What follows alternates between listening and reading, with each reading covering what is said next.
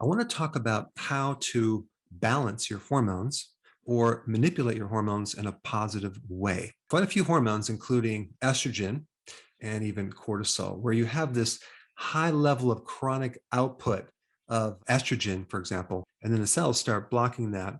And now that hormone doesn't work anymore. So let me just give you like a very rare example. And this really probably never happens in life. Let's say you start eating a lot of carbohydrates, right, for many, many years. And you're eating all these carbohydrates and you're raising insulin. And eventually you develop what's called insulin resistance. And now that receptor doesn't work anymore. So the body makes more and more and more. And then eventually that communication starts going down, down, down. And then now the blood sugars get out of control and you become a diabetic. So that's another problem with hormones. Same thing happens with cortisol resistance, where you have too much chronic stress over a period of time. And then the function of cortisol, which is normally an anti-inflammatory, doesn't work. And you end up with inflammation and pain. So there's really three dominating hormones that tend to nullify and destroy everything else. One would be the insulin. Next one would be cortisol from the stress. And then the last one is estrogen. Okay, those three tend to be dominating and they tend to inhibit all these other hormones. So let me just kind of go through the hormones and talk about what you can eat to provide more balance with individual specific hormones. All right, let's start with the thyroid. Thyroid, T4 is the thyroid hormone, and the 4 represents the number of iodine molecules in that hormone. So to help enhance T4, you need to consume more iodine. So that comes from sea kelp. It comes from seafood, anything from the sea. Now, what about if you wanted to convert T4 to the T3, which is the active form of the thyroid hormone?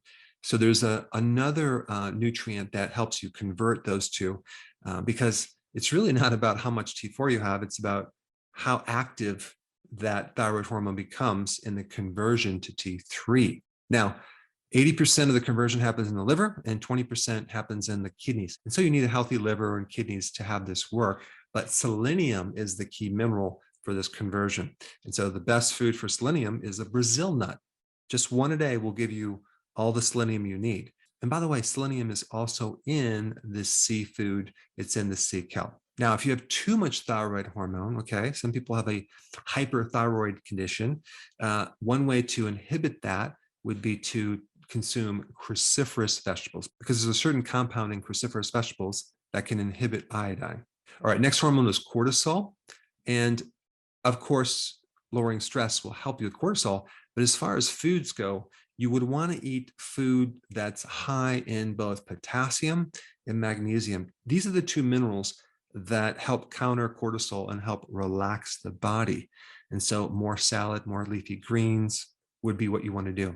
Also, if you have a low cortisol situation, sea salt is good to take too, because when the adrenal glands burn out, you also lose the retention of sodium. And so if you're not consuming enough sea salt, that can weaken the adrenals. All right, next hormone is growth hormone. This is the anti-aging hormone. This is the hormone that helps you preserve your muscles and other proteins. To stimulate this hormone, you need to make sure that you keep your stress low. You want to make sure that you keep your protein intake at a moderate amount, not too much, not too low. And so eggs are really good. Nuts have arginine. Any animal meats have arginine. Seafood has arginine. All of these will help with growth hormone. Other ways to increase growth hormone would be high intensity exercise of a short duration, as in high intensity interval training. Also, sleep enhances growth hormone. So you need that recovery after the exercise. And of course, if you want to shut down carbohydrate, keep your blood sugars very, very high, as in being a diabetic. All right, next one is testosterone. That is increased with zinc. And now we're getting into the red meats. We're getting into seafood, especially oysters. Oysters have the most zinc out of anything you can eat. So oysters and red meat. And also you want to avoid estrogen, okay? So you probably want to avoid dairy and anything else that's estrogenic, like fermented soy. And don't go on a low-fat diet. You want to provide enough fat for the body. Okay, next hormone is estrogen. This is a big one.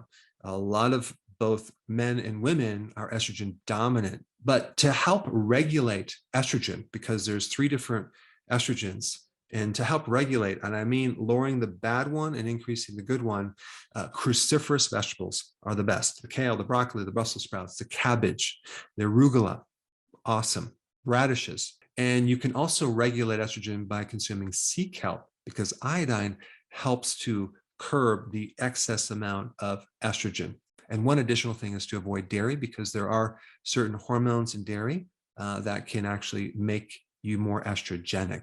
And then if you have low estrogen, if you wanted to increase it, fermented soy, organic fermented soy would probably help you, like miso soup, tofu, things like that. Now, progesterone, okay, is enhanced with omega-3 fatty acids. So that would be like salmon, that would be like cod liver oil. And then we get to another hormone called vitamin D. Yes, that's right. Vitamin D is a hormone. It's not really a vitamin. And so the way to increase vitamin D is through the sun, but also you can get some, not all of it, if you consume cod liver oil, fatty fish like salmon. And then we get to the big hormone that's pretty much destroying everything, and that's insulin. Okay. Too much insulin can be lowered if you reduce your carbs, if you do intermittent fasting, if you avoid MSG.